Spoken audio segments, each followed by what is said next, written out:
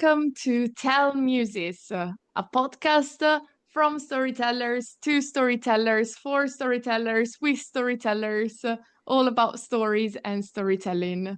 And today, Despina and I are really happy to welcome Norman Perrin all the way from Toronto, Canada with us. Hi, Norman. How are you doing? Welcome, I'm doing Norman. all right. I'm just a little bit nervous, surprisingly enough, for somebody who likes to talk, but I'm very happy to be here, and I'm very curious as to what kind of questions you have. Oh, now that you mentioned that, the first question I always ask people who come here is if you could tell our listeners, people who know you and people who don't, in a few words, in your own words, who is Norman Perrin?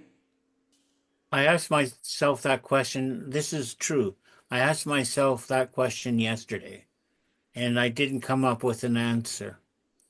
But what I did think about who is Norman Perrin is somebody who's always curious and exploring. I've been a traveler and a wanderer of different kinds, and I am fascinated by other people's stories and my own story, whatever it may be. And when I talk about other people's stories, I'm curious about how do we remember their stories? What are the stories that are important to other people? And this may come up later. And if somebody who's a storyteller is looking for a story, either in a book or in themselves, I'm curious, what is that story?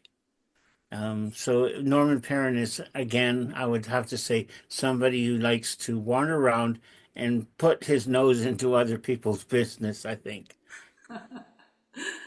That's good to know. When But I be do know a discreet in few telling the things, story. I do know a few things about you. I can share with people. I know that you live in Toronto, as Simon already said, and I know that you used to run a library. Would you care to talk to us about that? Okay, yeah, I do still run the library.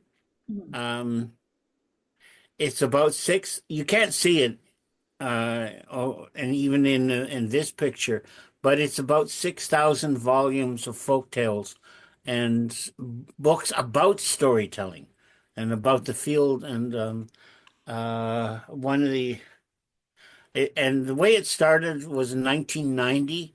Like every other storyteller, I wanted to learn stories through books was the best way of doing it. And then, like other storytellers, I started collecting books. Unlike other storytellers, I didn't stop. And when I became curious about what books about storytelling told about storytelling in books, for instance, off to one side, I have um, it's here is and I have to find space for it because I'm running out of space in my flat. And running out of my flat here in Toronto is The Tongue is Fire, South African Storytellers in Apartheid. And that is the sort of book that I've learned to collect and bring together. Stories about why people write their stories. Apartheid is an important political issue. It still is. Um, and uh, and so for me, the four winds again is an open concept. It keeps on growing, and the ideas that it represents. So as it got larger and larger and larger, I needed to justify in some way, Norman, why are you getting all these books? Um, that's because I want people to learn about storytelling and other stories, and so I made it open to people to come and visit. And people have been able to come here to visit and borrow books for about 35 years now. So it is, I forget exactly the question you asked, but the Four Winds Library is, in a sense, an ongoing personal library. One of the things that's evolved in the last 10 years or so is the public libraries have somehow started to neglect the realm of the folktale. I went to a library here in Toronto and asked, and it's not one of the biggest ones, it's not one of the smallest ones. I said, "Where's your library? Where's your folktale section?" And she showed me the section. It's hard to call it a section. There was two books on storytelling there. Anybody who wanted to look things up or to explore would have to go through the interlibrary loan. So the Four Winds Library is in a way also a reminder that we have an important resource in the printed work. Even though we deal with spoken word, the Four Winds Library is also a record of thousands of years of the spoken word as well. I can see the questions forming above Simona's head, but before I hand it over to her, just one quick question. That is a very poetic name for a library. How did you come up with the Four Winds? Favorite song as a child, we traveled a lot in our family. It's called Four Strong Winds by a song by Ian and Sylvia, an American Canadian singers. And the first verse, I think, will tell everything. As four strong winds up blow lonely, seven seas that run high. All those things that don't change, come what may. But our good times are gone, and I'm bound for moving on. And I'll see you if I'm ever back this way. And so the four winds are always on the move. And so when I wanted to name my library, Four Winds became an obvious, even though Four Winds, of course, has meanings in other cultures. That's what it means to me, particularly. Thank Wonderful. you, And Norman. it's a wonderful work that you're doing, Norman, and sharing what you have with other people. And Despina was right. I've got a question for you, Norman, because while you were speaking, you told us about the fact that you started the library because you wanted to learn about storytelling and new tales to tell. And so my question for you is, how did your passion for storytelling start? So how did you come into contact with oral storytelling, with stories? Oh, So what was it for you that sparked your interest for storytelling? oh Lord. I have had years to work out the short answer, and it's this. When I went to university in St. Catharines in Southern Ontario, it became clear I was not a scholar. And they suggested that, well, the way they put it is, we are here to teach, you are here to learn, but you are not learning what we are teaching. Something out there is what you are meant to learn. And so I went to become more or less an itinerant worker of various kinds. And somebody told me about something called storytelling. And a former member of the theater department I was in said, "Storytelling, what's that?" I knew nothing about it, nothing whatsoever. And so he said, "Well, there's a festival in Toronto across the lake. It's 70 miles away." And I said, "Okay, I'll get there. How do I get there?" She told me. And I went. Now, the fact I had no money or $8 didn't mean anything because the first time I heard a storyteller, Paul Keynes Douglas, and his name, Tim, it just blew me away completely. Just the very fact that a story becomes a voice becomes a story. And the more than just conversation. And that's what I want to do. And after about a year or so of hitchhiking back and forth between St. Catharines and Toronto, and I wanted to learn more from other storytellers from the community of storytellers here in Toronto called 1001 Friday Nights, I thought that is what I want to do. And the only way that you can learn to tell stories is to listen to them. The ear um, the I think there's a proverb in somewhere in the Caribbean. Um, what the ear has not heard, the heart cannot express. And if you haven't heard much, then there's not much that's to can't invent the spoken word. Well, you can, but that comes later.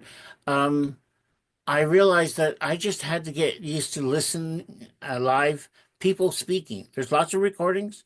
There's lots of books. There's tons of that. But books and the spoken word and the listener, you cannot replace that.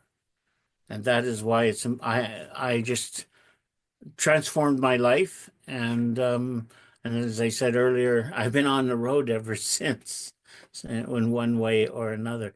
So yeah, does that kind of answer your question? Yeah, it does. It does. And Norman, I also have another question for you because both Despina and I met you on the Story Road. I met you in Oxford, the Oxford Storytelling Festival, and Despina met you in Marrakesh.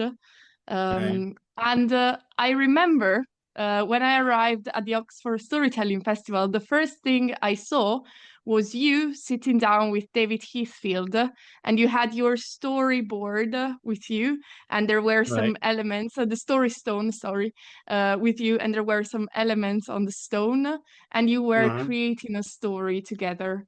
And can you tell us something about the stone that That you use, okay. the elements, and how you create Okay, stories with yeah, people? it's funny you bring that up. I want to speak a little about something else concerning the Story Stone. But first of all, David first heard about the Story Stone because I carried it with me everywhere. And um, when I went to Oxford Storytelling Festival, I was playing hooky. I was supposed to be a volunteer working on cleaning up the grounds and doing this, that, and the other thing. But I ended up taking the stone with me. David asked me about the story stone, and I said, well, you choose these different objects and like a little animal, a human carving of a human being, something or other, and then you put it on a flat rock. Then you think about it for a moment, and then you say, "Once upon a time there was," and the story then comes from there. And David wanted to work on a specific kind of story. A friend of his had passed away, and he wanted a story for his friend. So in a way, I try to stay out of the way of that narrative, that story, as much as possible, but at the same time help them along with it. And at the end of it, we it happened to be night later on in nighttime. We finished it over near a fire, which is appropriate way for a story creation to be, isn't it? And so this flat rock, these objects, David's memory of a friend, and that was woven into a story. And what he did with the story, I do not know, but that's up to him. And it was at the Oxford that at the same time I was talking to David shortly after that. Jan Blake came along. I was still playing hooky. Oh, I feel I'm giving away secrets here. No, anyways, the Jan said, I liked that story yesterday that you told about Moon. And can you tell it again? I said, okay. I was still working on that story. In fact, I still am. I have it on the story stone right now as we speak. Um, and so I told a story about moon love stories and would marry the one who could tell the best story. And so along came two storytellers, one who was dressed in rich, dark clothes, all shot through with colors like silver and rust, and the other one was dressed in bright, shining, not shining, but beautiful colors of life. And so the first storyteller spoke of stories of where the how the world became, how the world was. And Moon listened to these stories and began to think and grow and glow until the moon was a huge round sphere. And when that storyteller was done, the other one told stories. And this time the story is about deep things, dark things, things of questions about life, the universe, who, what, where, and above all, why. And as Moon listened to these stories, Moon began to think deeply and into these questions. And Moon shrank in and began to become thin, and nobody could see Moon. And when that storyteller was done, the other storyteller took over. And this time again, it was stories of life and light. And once again, Moon began to grow and to glow. And see, and that is the way it's been ever since. One storyteller tells stories about how wonderful and beautiful the world is, and the other one about the mysteries of life, about who and what and where, and above all, why. And that was the story that I'm still working on it because I have to work on the descriptions of each storyteller. So, so for me, at that particular time and at Oxford, that was, I think, one of my favorite times of just being alive and being a storyteller. I was listening to somebody create a story, telling stories to the little children. Jan Blake said, just before she left, she said, tell these stories to these little girls. So I did. And we are outdoors under the trees, my favorite setting for a story. And there I was. Of course, as I mentioned, I was playing hooky. I was supposed to be working, and they made me clean. Well, they took over one of the more difficult jobs for the rest few days, but you know what? It was worth it. It was worth the whole thing. Above So, all, remember, you have told stories in festivals, you have yes, told stories in different continents. And yes. I remember once you saying how you were telling stories to a hospital with kids. Is that right? I'm sorry, could you Y- repeat that, please? You I were at a didn't. hospital, at the children's hospital, Oh, and you were telling stories there. that was the place where the Story Stone was born. Ah, Um, when I was storyteller at a place called not the okay, it became the other place was the Spiral Garden, but the other one was Ecology House.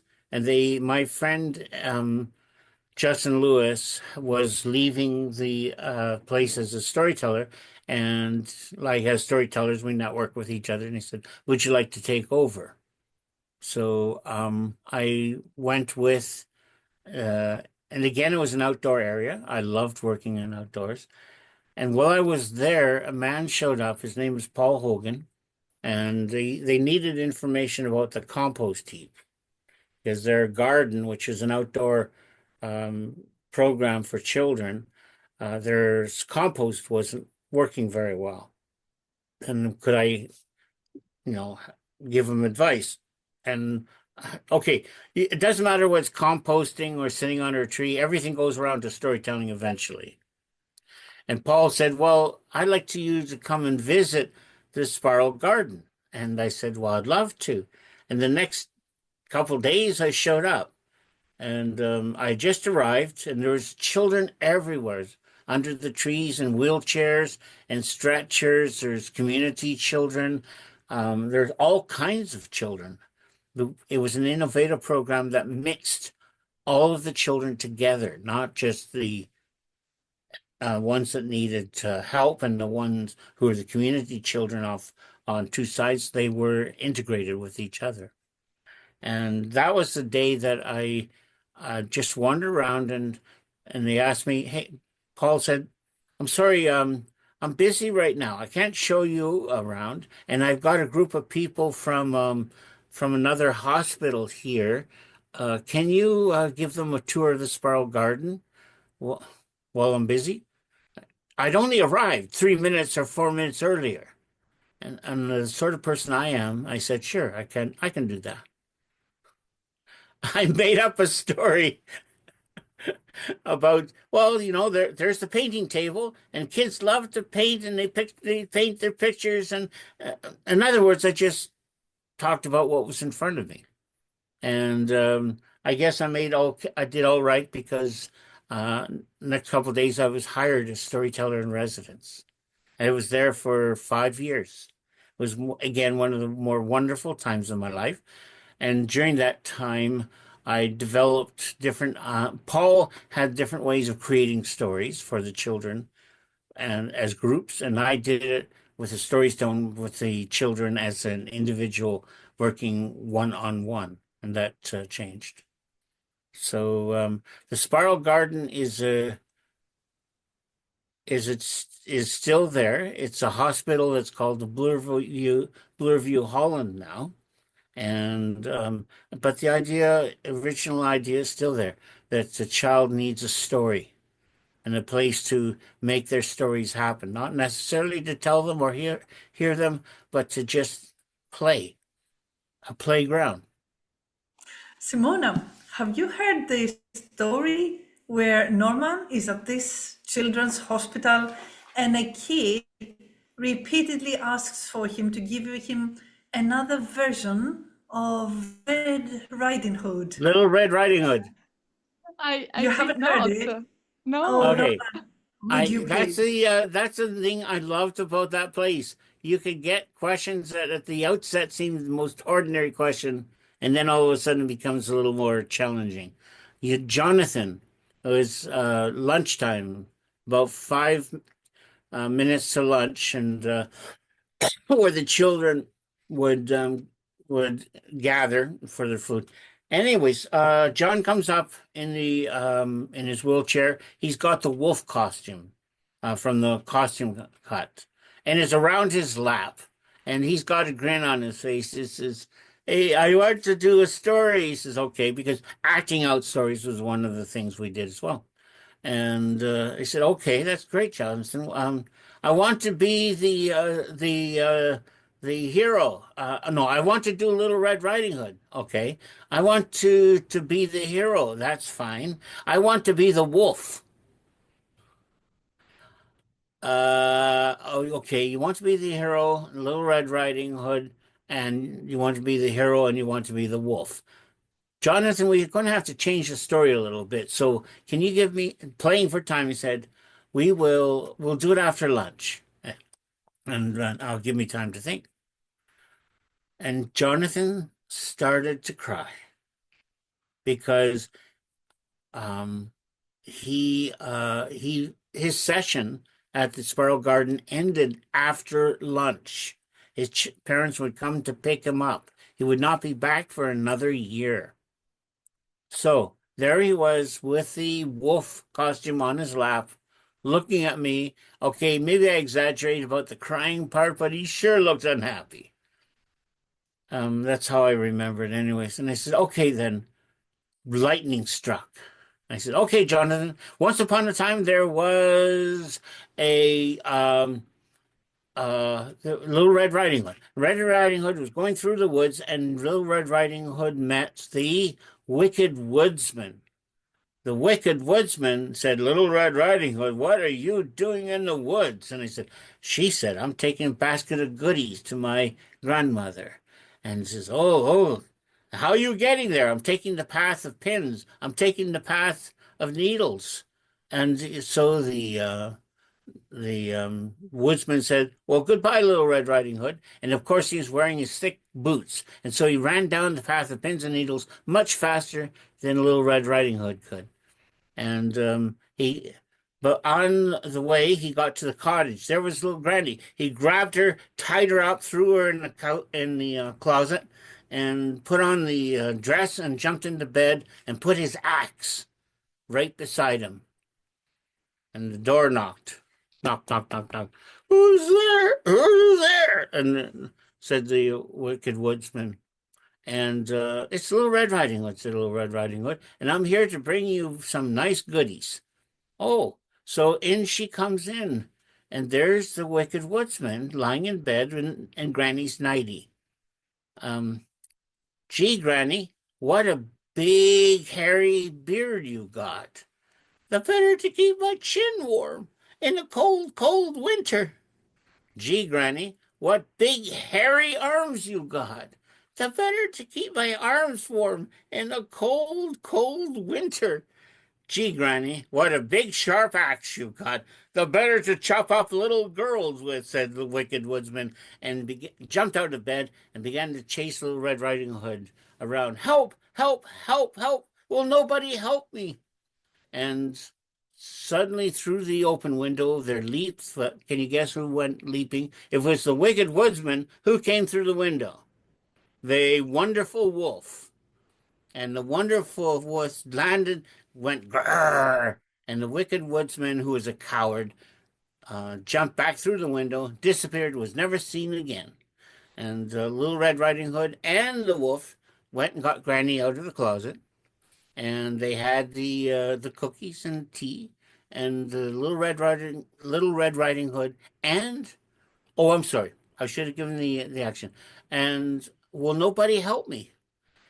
And on came Jonathan in his outfit, with the wolf costume over his head, and the Wicked Woodsman hit the ground running, and the wolf went grrr, and Little Red Riding Hood was safe from the Wicked Woodsman. Then they went and got Granny out, and they had tea and blah, blah, blah, the rest of it. And that was it. That was Jonathan got to play the Wicked Woodsman. And I really, this whole thing, by the way, happened about 3 minutes. I tried to give it as short a time as I could, but really, it was like a dream. And I can see the Wicked Woodsman. I can see the wolf. I can see Jonathan rolling up in his wheelchair with the wolf's head over his wolf's mask on his head. And at the end of the story, they said Little Red Riding Hood and the wolf went home, told everyone that he was an Alsatian, and told everybody. And so the Alsatian wolf went to live with Little Red Riding Hood, and they lived happily ever after. Wonderful. I can't help laughing every time I hear that version. It's so funny. And the bell, I know that, and right as the story ended, the bell for lunch rang, and Wow. Jonathan rolled off. And just to give a nice tie off to the end of the story, next year Jonathan came back, and he came with wolf costume, and he said, "Let's do it again," and we did. He had been waiting for a year for that. He had been waiting a year, but but and that part of the whole interaction.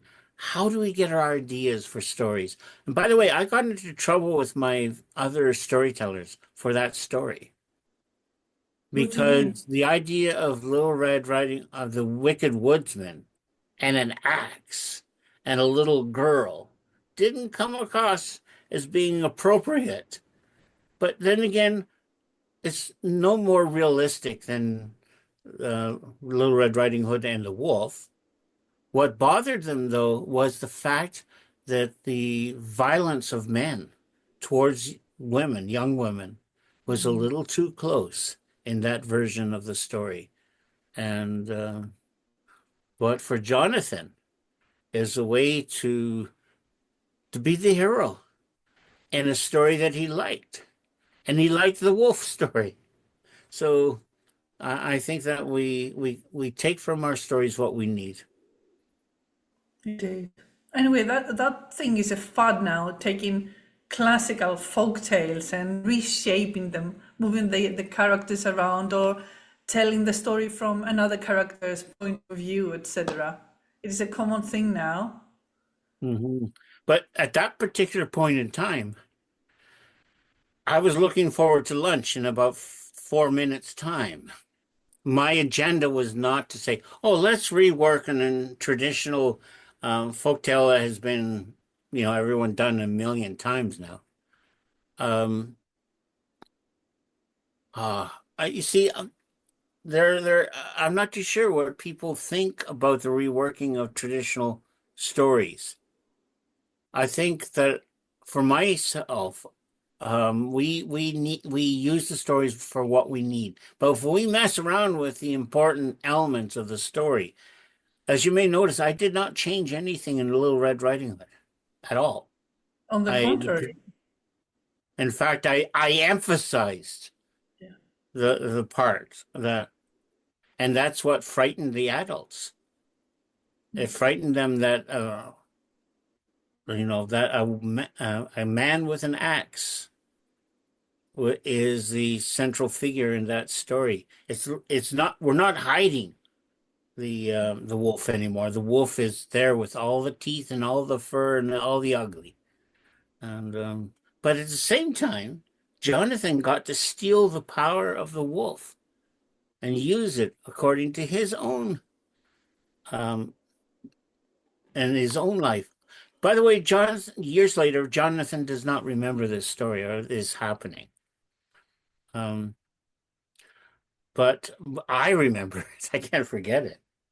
Um, anyways, sorry, I'm That's just super. thinking about watching Jonathan roll over with a wolf costume. That was a long time ago.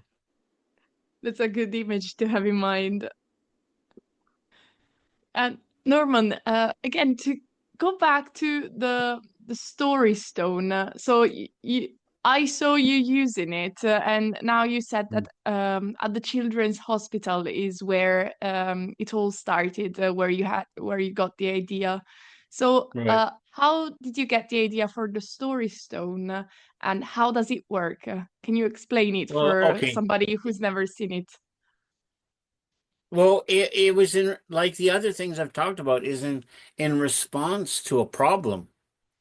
The problem about how a story that fit a young boy's desire. By the way, Jonathan was about 14 years old, thereabouts, or 12. Um, to do something that fit the situation, but also fit the needs, my needs. Now, so I was part of a story creation project at the Sparrow Garden, but it involved all of the children, all of the staff, and half the morning. That takes up an enormous amount and of time and energy. The children would make objects. The objects would be conveyed in a little basket, and I would discover the basket, and whatever was in the basket, usually a kind of an odd-looking doll, um, was then to be woven into a story. And that story would be composed in the center of a labyrinth. So, and the story created would then be painted on a large sheet of paper, a large sheet, attached to some wooden stakes, and that would become another part of the labyrinth. So as the stories were told, the labyrinth got bigger. Um, that became a bit of a challenge. I wanted something smaller. I wanted something more manageable. I wanted something that didn't make me the center all the time. And so one day I came in with a bag full of objects, and there were one of the objects was a little babushka doll, those, and some carvings of animals. But the main thing was an old rusty key that I had found it. Now, I can't say I found the key. That wouldn't be true. The key found me. I was in helping a friend tear down a house that had been built in 1804. And so, and for us, that's old, old, old. And for where you come from, he says, hey, that's one person says, I got a barn that's older than that. And so anyway, as I was helping tear up the floorboards, my foot slipped and we are on the second floor. And I fell through the floor, the second floor, and the ceiling of the first floor. I went down. And as I was going down, my leg got caught in the lathe work. Um, so I wasn't going to fall down all the way, But as I was going down, up flew an old rusty key, and that landed right in front of me. And so there I was. I wasn't thinking about falling through the ceiling anymore. I picked up the key. That was the first object I took with me to the spiral garden. To, and the idea was I had a flat rock that I'd collected because I'm a pack rat. I go to a quarry, and a friend of mine says, "What did you got there?" He says, "I got a rock." Oh, what are you going to do with it? I don't know, but I'm going to keep it. It's an old piece of sandstone, like a plate, like a plate. And so, with a plate of sandstone and the rusty key and the babushka doll, I set it down, put it on a little table, and waited for the children going by to ask the all-important question, which was, "What's that?" And they said, "Well, you make up stories with this." Oh, and I helped them make up a story. And one of them created a story called The Dancing Lion. And the story of the dancing lion became my favorite story. Sabura doesn't remember it. She's not going to remember it now. Um, and that story traveled with me to the dancing lion story traveled with me on a journey to Sri Lanka. And that's a long story, so I won't go in there. But so from the rest of that summer and the next summer, I would lay out the story stone, get people to choose the objects. Would you like to make up a story? And it wasn't just for the kids. One of the people who came in was a grandmother who was taking care of her grandchild at the hospital, I assume.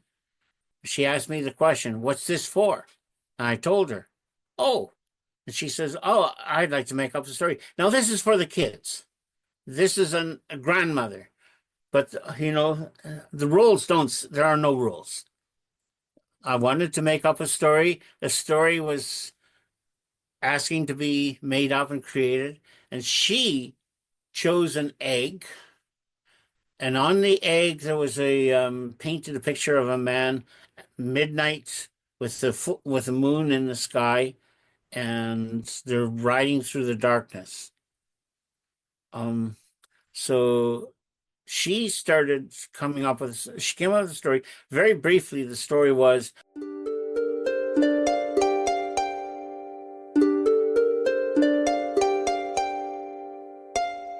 there's an old grandmother who took care of their child for their daughter, but they're old people, young 4-year-old is lots of energy. She got tired, and so one day she went into the forest just to get away from the kids.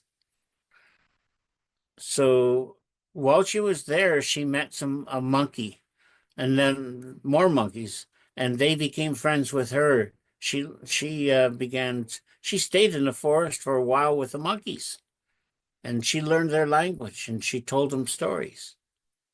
And then one day she says, "I want to go back to take care of my daughter, my granddaughter." I said, "Well, we won't let you go because we like you, Granny. You're going to stay with us forever." And how do I get away from the monkeys? And she came up with this idea and ah, to sing a song. And the song was this: "The night is long, Sadi-Kura, and dreams are sweet, Sadi-Kura. So little monkeys go to sleep, Sadi-Kura, Sadi-Kura." And soon all the monkeys were fast asleep. And she was able to go tiptoe to the edge of the clearing. And there, at the edge of the clearing, was her husband and her granddaughter on the horse. By the light of the moon, they were able to make their way back. You can see the pictures, right? That were used. And so she got back.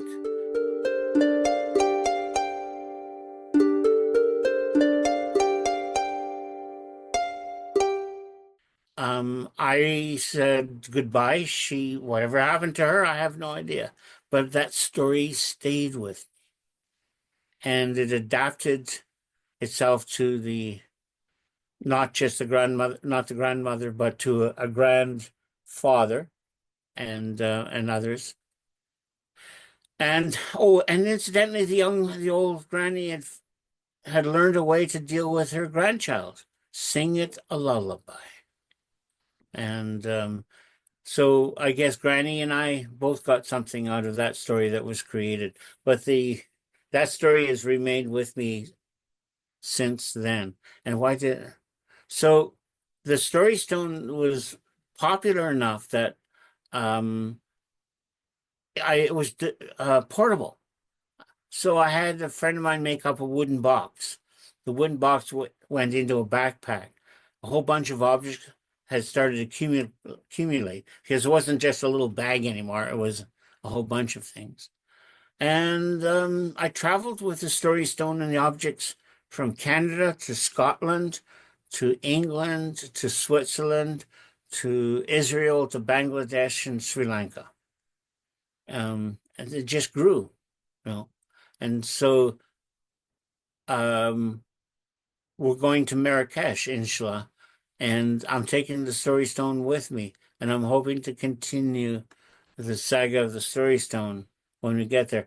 When we get there, and the last story that was on the stone, well, not exactly last, but the big one, was the young man in Marrakesh who says, "I can't make up stories, and I don't know how to tell stories."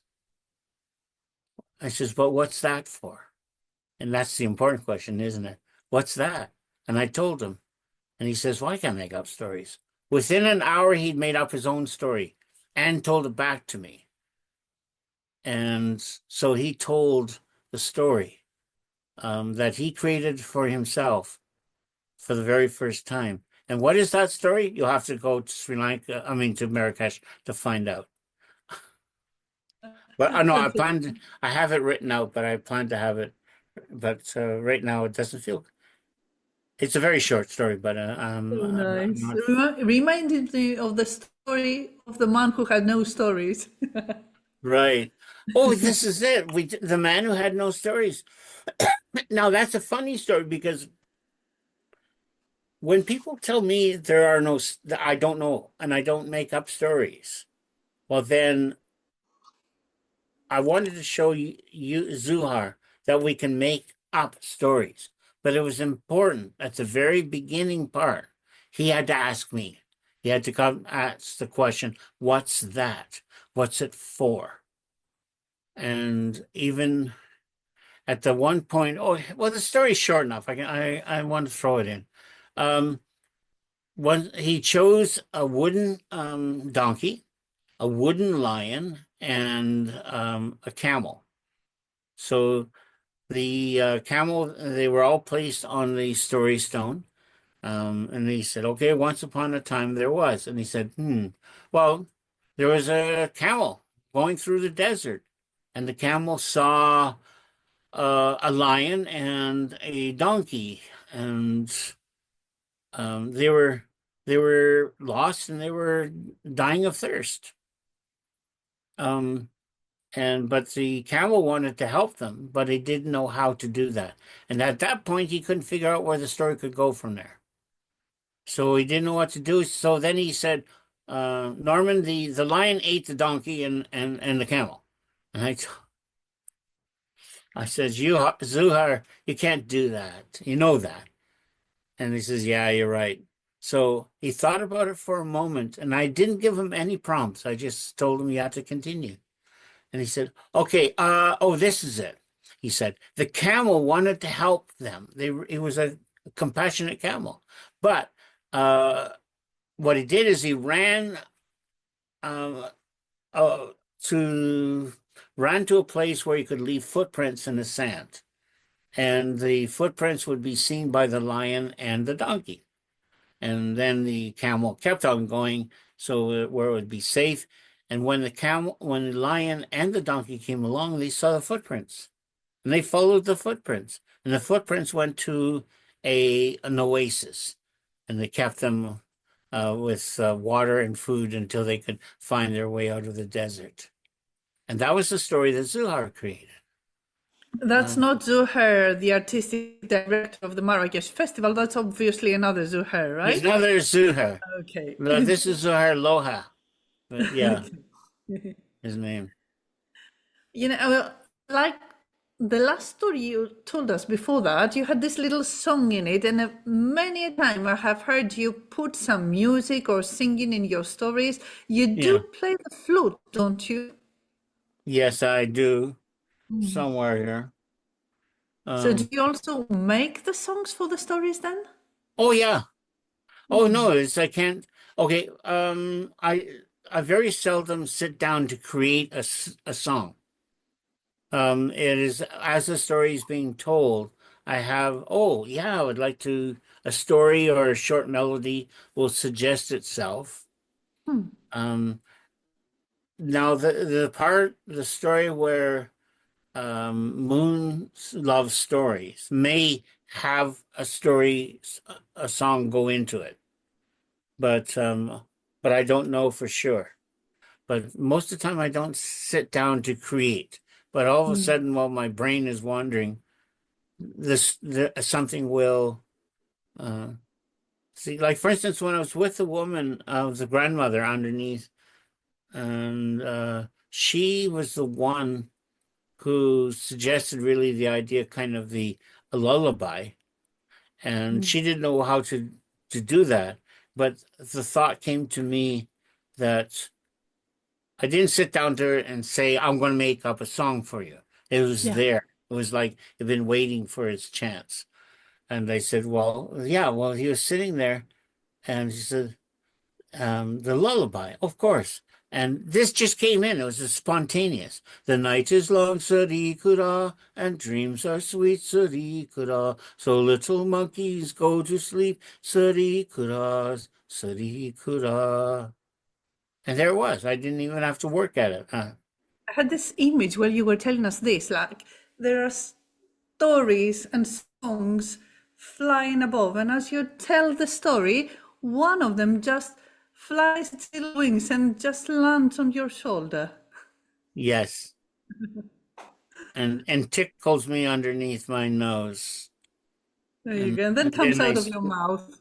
and then I sneeze. No, how does one create? How does create? And the whole idea of the story stone came about is you can't, rather than trying to force creation, is to set up a space where that sense of creation can take place, where it's not forced, it's simply invited. Now, that doesn't, I've just told you the ones where something happened. There's lots and lots of elements, bits and pieces of the story stone that didn't happen. Like that, those women, a man and his girlfriend on the top of a mountain in Edinburgh, they didn't come up with a story. Well, they did, but it was a kind of a disjointed bits and pieces all over the place. But that's fine. They played together. I've got a picture to prove that they enjoyed it. And so what's the benefit there? The benefit is that the people created something together. Yes, it's And not necessarily the result you're seeking, it's the process. I that's think I right. get. Yeah. Yeah. And that I kind of came to understand that. Um, the When I worked with a class in Israel, I never really found out what the stories were. They're all in Hebrew. Um, and I didn't have the time to, well, okay, I sound like I'm making excuses. I never got them to write out their stories and send them to me. So I'm saying I regret that. But so I think the process sometimes of creation is the goal. There's that gentleman who is an Israeli dancer who set up at the Auberge de Jeunesse in Zurich. He said he asked the question, "What's that?" Because I kind of left it hanging outside, like on a table, so that I didn't try to hide it. And so he said, "What's that?" And I told him, and he says, "Okay, I'd like to try it. I'll get." And he got himself a wooden fish, um, a wooden tree, and a dinosaur. I said, well, I was curious. So what are we going to happen here? And I said, okay, once upon a time there was. And he said, no, I'm not going to do it. What? No, no, you do it. And I recognized that tone. He wasn't. I was not going to persuade, push, anything. I do it. Again, a problem. Where does the solution come from? Well, I usually carry my penny whistle in my hand. And so I pulled it out of my pocket.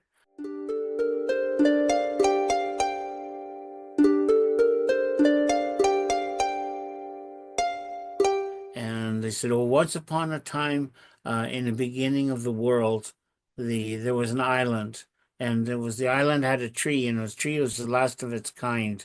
And there was also a dinosaur on that island that was also the last of its kind.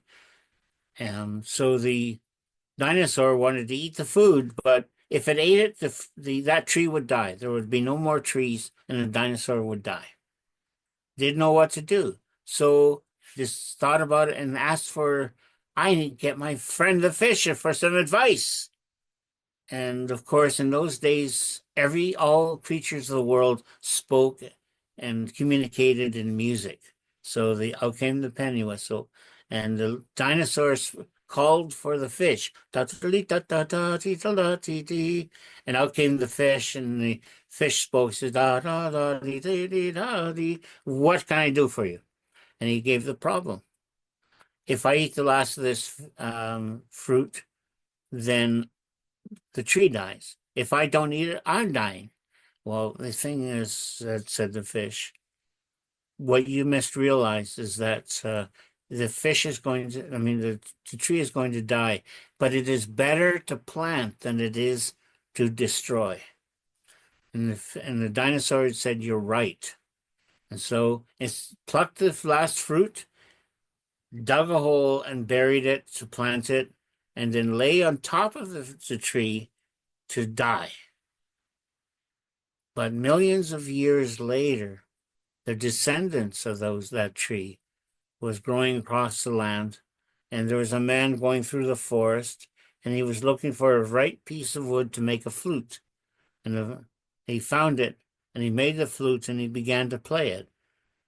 And the song began, da dee dee la dee dee la dee da dee, and that music was from the tree from millions of years ago, and the music he was playing was the music of the animals from long, long ago.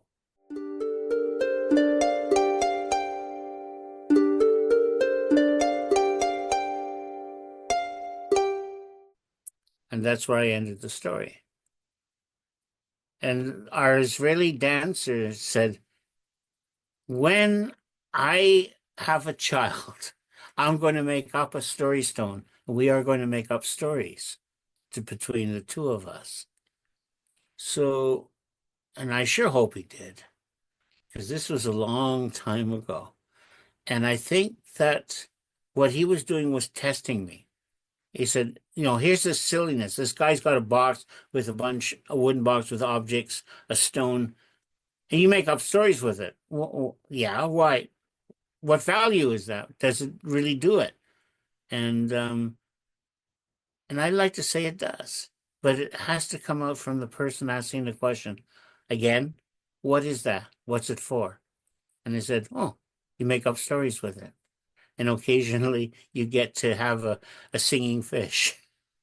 It was so nice. So he did get the part of the descendants from your story and placed it in his life. No, he never made up any part of the story. I know. Just by hearing it, by listening to your story. I think so. I like to think so. What he got was that this is a way to engage with somebody else, to make up stories. Mm. And now here's the wonderful thing about it. That somebody else hadn't been born yet. It was his daughter. He said daughter. I remember him saying daughter.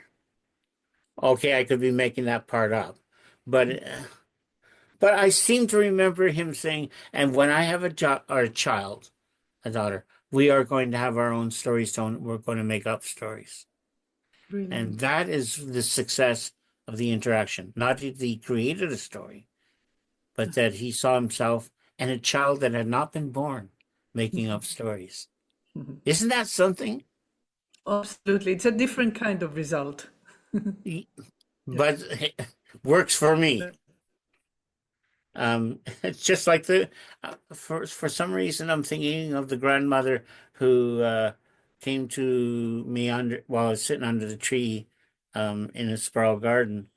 The activity was for for the children, not the adults. But she wandered off and she engaged into it. And that's what I like about the Story Stone, that it was portable, adaptable. Um, and when I was waiting for the kids in Israel to come out, because I was at recess. Of course, you can't stand in a schoolyard anywhere without attracting the attention of the kids. And he said, "What are you doing over there?" And I said, mindful of the time. He says, "Well, we're making up stories, but I'm waiting for them." Um, and they said, "Well, they demanded a demonstration, or they requested one. Like they were polite."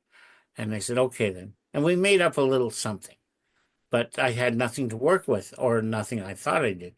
So I reached into my pockets and I picked up a stone, and from that I made up a story.